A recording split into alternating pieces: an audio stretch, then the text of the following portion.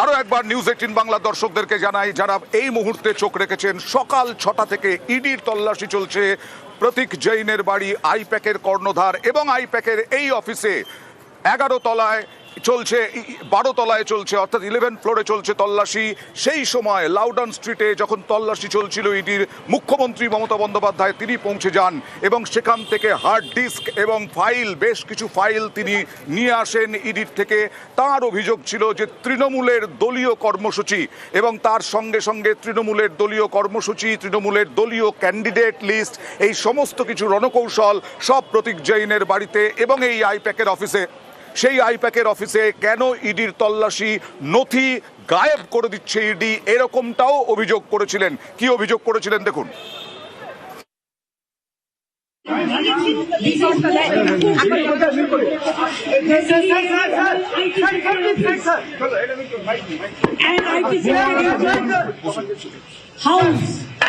To collect all of our party hard disk,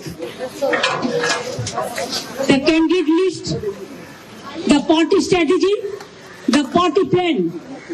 Is it the duty of the ED and Amit Shah, the nasty home minister, the naughty home minister who cannot protect the country, and he's taking away all my party documents?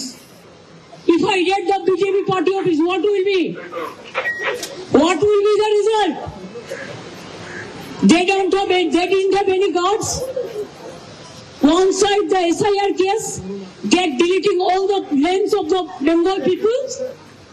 More than 2 crore people, 1.5 crore people are being called, 54 lakhs are being deleted without any asking their details. They are using WhatsApp only, and because of election they are collecting all my information of my party. देखो मैंने सब लेके आया because I rang up Pratik because he is the in charge of my party. So my hard disk, phone, hard disk, all they are collecting, and they have already attacked my IT office also in sector 5. I am going there also. রাজনৈতিক সংঘাতের AP centre হচ্ছে এই building আইপ্যাকের office. এই আইপ্যাকের office থেকেই নবান্ন যাওয়ার আগে তিনি তিনি এসেছিলেন আইপ্যাকে এবং এখনও রয়েছেন মুখ্যমন্ত্রী মমতা বন্দ্যোপাধ্যায়। চলছে সরকারি বৈঠক, সরকারি কাজকর্ম এবং প্রতীক জৈনের জন্য অপেক্ষা। এবং ইডি যতক্ষণ না ঠিকঠাকভাবে কাগজপত্র নথিপত্র দেবে ততক্ষণ পর্যন্ত তৃণমূল নেত্রী মমতা বন্দ্যোপাধ্যায় তিনি বেরোবেন না, দাবি করেছিলেন। কথা বলবো সোমরাজের সঙ্গে। সোমরাজ, যে অভিযোগটা করছেন তৃণমূল নেত্রী মমতা বন্দ্যোপাধ্যায় যে ইডির মাধ্যমে বিজেপি চাইছে হাতিয়ে নিতে বিভিন্ন তৃণমূলের যে নথিপত্র, এটা যদি সত্যি বিজেপির কাছে চলে যায় তাহলে কি রাজনীতিতে ভোটে প্রভাব পড়তে পারে? একদমই। দেখো, মমতা বন্দ্যোপাধ্যায়ের যে অভিযোগ, সেই অভিযোগের প্রভাব অবশ্যই পড়বে। কারণ তৃণমূল কংগ্রেসের কারা প্রার্থী হবেন বিধানসভা ভোটকে সামনে রেখে তৃণমূল কংগ্রেসের কি স্ট্র্যাটেজি থাকবে, সেটা বিজেপির হাতে চলে যাওয়া মানে তৃণমূল কংগ্রেস বিধানসভা ভোটে তার প্রভাব পড়বে। বিশেষ করে দলের অভ্যন্তরে অনেকটা প্রভাব পড়বে, কারণ সেই তথ্য বিজেপির হাতে চলে যাবে, এমনটাই মমতা বন্দ্যোপাধ্যায় অভিযোগ করতে চেয়েছেন। সেই কারণেই মমতা বন্দ্যোপাধ্যায় আইপ্যাকের অফিসে বসে রয়েছেন, যাতে কোনো তথ্য নেহাত হয়ে না যায়।